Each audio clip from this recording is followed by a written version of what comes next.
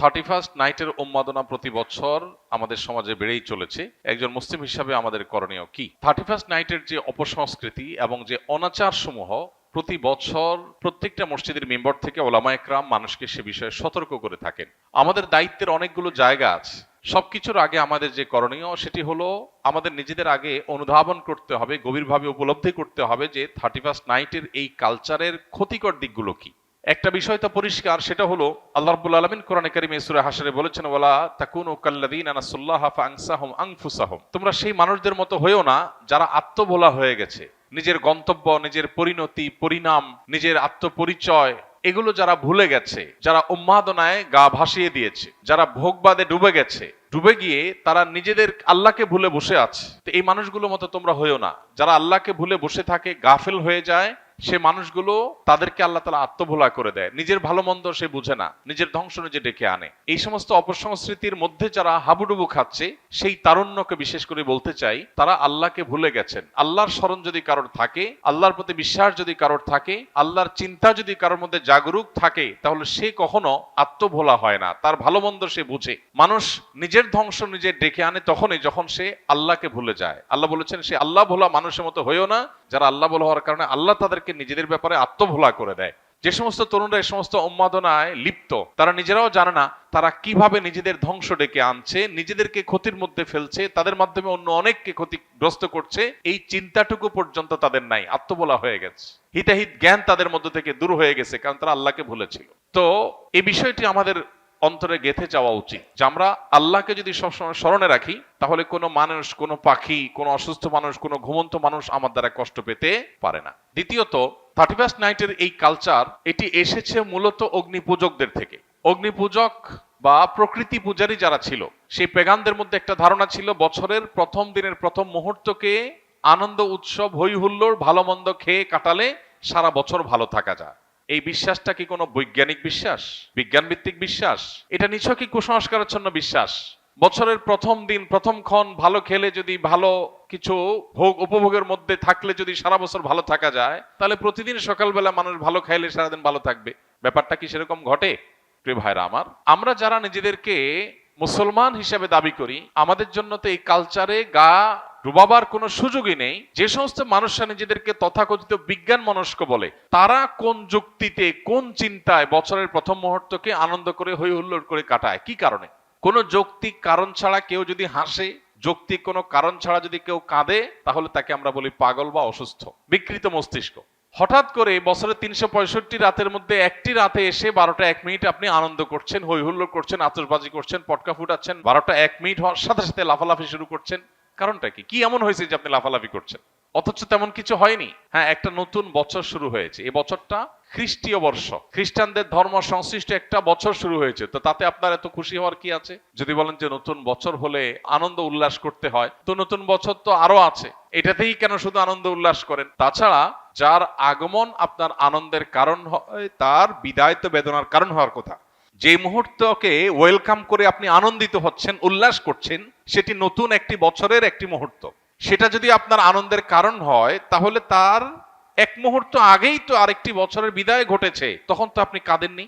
যে আসলে আপনি খুশি হয়ে যাচ্ছেন, তার বিদায় তো আপনার ব্যথিত হওয়ার কথা, কিন্তু সেটা তো হচ্ছেন না। তাহলে বোঝা গেল এটা একটা অযৌক্তিক উৎসব, যে উৎসবের পেছনে কোনো লজিক্যাল গ্রাউন্ড নাই, কোনো যৌক্তিকতা নাই, হাসির কোনো কারণ নাই। এই উন্মাদনা, এটা কুসংস্কারাচ্ছন্ন বিশ্বাস থেকে আসছে। এই চিন্তা, এই ভাবনা আমাদের নিজেদেরকে আগে ভালো করে রপ্ত করতে হবে, এরপর আমাদের তরুণদেরকে বোঝাতে হবে। এরপরে যে বিষয়টি আমাদের লক্ষ্য করা দরকার, সেটি হলো আমরা প্রতি বছর দেখি এই আতশবাজির ফলে আমাদের সমাজে মানুষের জীবনের নিরাপত্তা এটা হুমকিতে পড়ে, স্বাস্থ্য ঝুঁকি তৈরি হয়, পরিবেশ বিপর্যস্ত হয়, তরুণদের মধ্যে ভোগবাদের উন্মাদনা তৈরি হয়, নীতি নৈতিকতা, আখলাক এটার অবক্ষয় ঘটে। এই সবগুলো বিষয় এই একটি অপসংস্কৃতির মধ্যে আছে। অন্য কোনো অপসংস্কৃতির একটার মধ্যে এত খারাপ দিক নাই। গত কয়েক বছর আগে প্লাস্টিকের কারখানায় আতশবাজির আগুন লাগার কারণে একজন নারী উদ্যোক্তা নিঃস্ব হয়েছেন, সব গণমাধ্যমে সংবাদ হয়েছে, কিন্তু আতশবাজি থামেনি। একটি শিশু মায়ের কোলে আতশবাজির বিকট আওয়াজে হার্ট অ্যাটাকে মৃত্যুবরণ করে তিনি, তার ঘটনাটি আদালত পর্যন্ত গিয়েছে, কিন্তু আতশবাজির এই উন্মাদনা এখনো থামেনি। এরকম না জানা বহু ঘটনা ঘটছে। প্রতি বছর আমরা দেখতে পাই বিভিন্ন ভিডিও ফুটেজে যে বিভিন্ন জায়গায় অসংখ্য পাখি মরে পড়ে আছে। কারণ আতশবাজির যে ধোঁয়া, এই ধোঁয়া এতটা বিষাক্ত যে এ বিষয়ে বিশেষজ্ঞগণ বলেন যে পার্টিকুলেট ম্যাটারের পরিমাণ আকাশে সাধারণত যা থাকে তার চেয়ে কয়েক গুণ বেড়ে যায় আতশবাজির আগুনের ফলে। এর কারণে বৃদ্ধ, শিশু, শ্বাসকষ্টে ভোগা রোগীরা যারা আছেন, এটা তাদের জন্য অনেকটা নীরব ঘাতকের মতো ভূমিকা আসে এবং তাদের জীবনকে ধ্বংসের দিকে নিয়ে যায়। ঠিক একইভাবে এই বিকট আওয়াজের কারণে মানুষের কানের যে সহ্য ক্ষমতা আছে সেটার চাইতে বেশ খানিকটা বেশি আওয়াজ তৈরি হওয়ার কারণে এর ফলে মানুষের হার্ট অ্যাটাকের সম্ভাবনা তৈরি হয়, অসুস্থ মানুষদের আরো অসুস্থ হওয়ার, মৃত্যুর মুখে ঢলে পড়ার আশঙ্কা তৈরি হয়। পশু পাখি, বিশেষ করে ছোট ছোট পাখিগুলো যেগুলো আছে সেগুলো মৃত্যুর কারণ হয় হার্ট অ্যাটাকের কারণে। অতএব এ ধরনের একটা স্বাস্থ্য ঝুঁকি আছে। ঢাকা শহর, চিটাং শহর সহ গোটা বাংলাদেশের সব শহরগুলো প্রায় বৈদ্যুতিক তারের যে জাল, সে জালের নিচে মাথার উপরে বৈদ্যুতিক তারের বিশাল বেছানো জাল যে শহরে আছে, সেই শহরে আতশবাজির আগুন যদি কোনো জালের উপরে গিয়ে পড়ে, সেখানে শত শত মানুষ পুড়ে ছাই হওয়াটাও অস্বাভাবিক কোনো বিষয় নয়। তো এই পরিমাণ স্বাস্থ্য ঝুঁকি যেখানে আছে, পরিবেশের বিপর্যয় যেখানে আছে, যেখানে আরো নানাবিধ ক্ষতি আমাদের নিহিত আছে, তরুণ প্রজন্ম তাদের অনেকে এই রাতে মাদকের দিকে হাত বাড়ায়। যে পরিমাণ মাদকের ছড়াছড়ি এই রাতে হয়, সারা বছরে অন্য কোনো রাতে এত বেশি মাদকের ছড়াছড়ি হয় না। তাহলে মাদকের ছড়াছড়ি বলুন, অশ্লীলতা বলুন, বেহায়াপনা বলুন, অপচয় বলুন, উন্মাদনা বলুন, তারুণ্যের মধ্যে বিশৃঙ্খলা ভাব বলুন, এই সবগুলো আমাদের সমাজের বিপর্যয় ডেকে আনে। এই একটা অনাচারের পেছনে এতগুলো বিপর্যয় যখন আছে, সামাজিকভাবে আমাদের কর্তব্য হলো এগুলোর বিরুদ্ধে প্রতিরোধ গড়ে তোলা।